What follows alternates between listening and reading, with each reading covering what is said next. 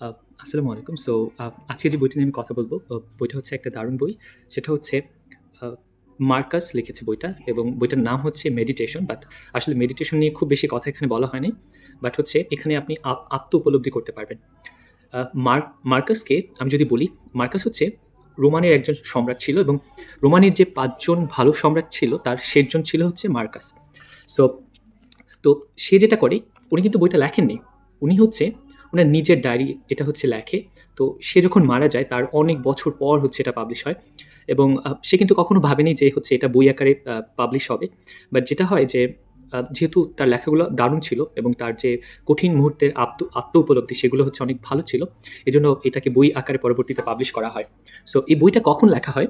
যখন সে একাকিত্বে ভুগছিল এবং হচ্ছে যখন কি হয় রোমে হচ্ছে প্লেগ মানে মহামারী চারিদিকে ছড়িয়ে যায় এবং দেখা যায় তার সীমান্তে যুদ্ধ তৈরি হয় এবং তখন সে তার মানে দর্শন চর্চা থেকে হচ্ছে এই বইটা লেখার চেষ্টা করে। সো বইটার মধ্যে হচ্ছে উনি কি বলার চেষ্টা করে আমি যদি আপনাদের বলি সেটা হচ্ছে উনি বলছে যে আ আমাদের বাইরে কি হবে কিংবা আমাদের চারপাশে কি হবে এর উপরে আমাদের খুব একটা ক্ষমতা থাকে না। তবে আমাদের মনের উপরে কিন্তু আমাদের ক্ষমতা আছে যে আমরা মনে কি ভাববো কিংবা আমরা কি চিন্তা করব এর উপরে আমাদের প্রচণ্ড পরিমাণে ক্ষমতা আছে। সো বাইরের কোনো কিছুর উপরেই আমাদের ক্ষমতা থাকে না বাট হচ্ছে আপনার মনের উপরে কিন্তু আপনার ক্ষমতা আছে। আপনি কোনো একটা বিষয়কে কিভাবে দেখছেন এটা কিন্তু আপনার এই ক্ষমতাটা আছে এবং আ বাইরের জগৎ কেমন কি ভাবছে এটার উপর হয়তোবা আপনার ক্ষমতা নেই বাট হচ্ছে আপনি কি ভাববেন এটার উপর কিন্তু আপনার ক্ষমতা আছে। আ এরপরে হচ্ছে উনি যেটা এই বইটাতে বলার চেষ্টা করে যে, আপনি ধরে নিবেন যে আপনি যখন কালকে বের হবেন কিংবা আপনি যখন আজকে ঘুম থেকে উঠে মানুষের সাথে মিশতে যাবেন, তখন আপনি ধরে নিবেন আমি সরি এই কয়টা শব্দের জন্য। সেটা হচ্ছে মানুষ আ অনেক অকৃতজ্ঞ হবে, অহংকারী হবে এবং অনেক হিংসুটে হবে। আমি দুঃখিত এই কয়টা শব্দের জন্য। বাট যে জিনিসটা আপনাকে ভেবে নিতে হবে সেটা হচ্ছে তারা ভালো-মন্দের পার্থক্য বোঝে না। এইজন্য হয়তোবা তারা এমন আচরণ করছে। তবে তাদের উপর আপনি কখনোই রাগ করবেন না। কারণ হচ্ছে ওই যে বলেছে যে যারা আপনাকে হিংসা করছে তারা কিন্তু এই ভালো এবং মন্দের পার্থক্যগুলো বুঝতে পারছে না। যার জন্য এই হিংসাটা করছে।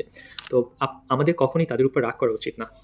আম এরপর উনি এই বইটাতে যে কথাগুলো বলার চেষ্টা করে সেটা হচ্ছে আ ধরুন আপনি একটা ভালো কাজ করলেন। সেটা কেউ না দেখুক বাট আপনার করা উচিত। কারণ আমাদের ভালো কাজ কখনো কেউ দেখছে কিনা এজন্য করা উচিত না।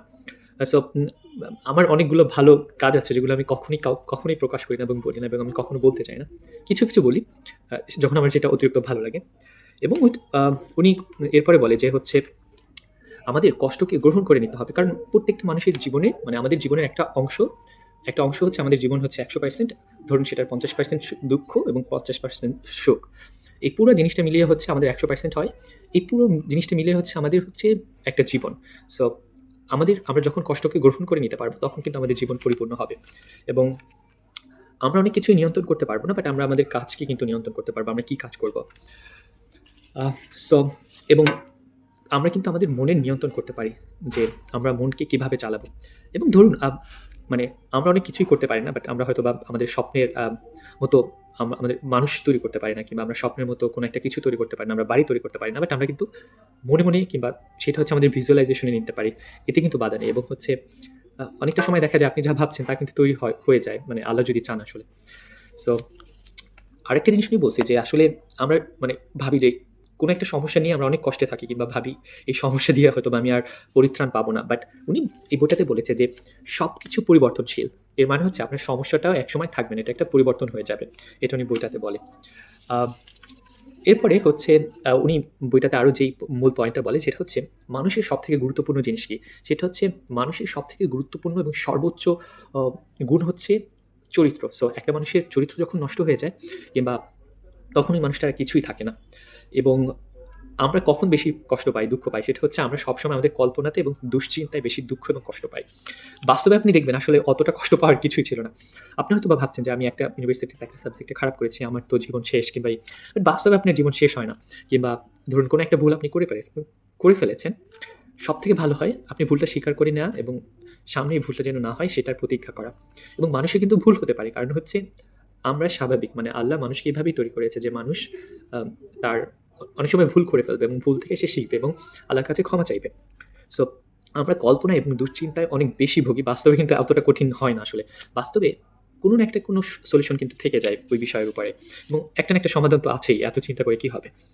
এবং সবসময় এই বইটাতে আরেকটা জিনিস বলছে যে আপনি অন্যদের প্রতি সবসময় সহানুভূতিশীল হবেন, বাট নিজের প্রতি কঠোর, যে আমি কোনো একটা ভুল করে ফেলছি কিনা, আমি কাউকে অন্যায়ভাবে আমি আমার দ্বারা কেউ ক্ষতি হয়ে যাচ্ছে কিনা। সো এই জিনিসটা আপনি সবসময় মনে রাখবেন। আমি আমার অফিসের একটা কথা বলি, সেটা হচ্ছে আমার অফিসে একটা কাজ দুজনকে ভাগ করে দেওয়া হয়েছে, আমার এবং আমার টিমের অন্য একটা মেম্বারকে। বাট সো ও যেমনভাবে করছে আমি ওকে শিখিয়ে দেওয়ার চেষ্টা করেছি, বাট আমি কখনোই বলি নাই যে বাট ও তো মানে আমি যেহেতু একটু ভালো পারি এর মানে হচ্ছে আমার কাছ থেকে শিখবে। সো আমি মাঝে মাঝে ভাবছি যে না, আমি যেন কখনোই মানে ওকে অন্যদের সামনে ছোট না করে ফেলে। সো এটাই মানে হচ্ছে আহ, মানে নিজের প্রতি আরো বেশি মানে আমি বলি সেটা হচ্ছে, ধরুন আমার নিজেরই তো অনেক ভুল, আমি মানুষের ভুল কখন ধরবো?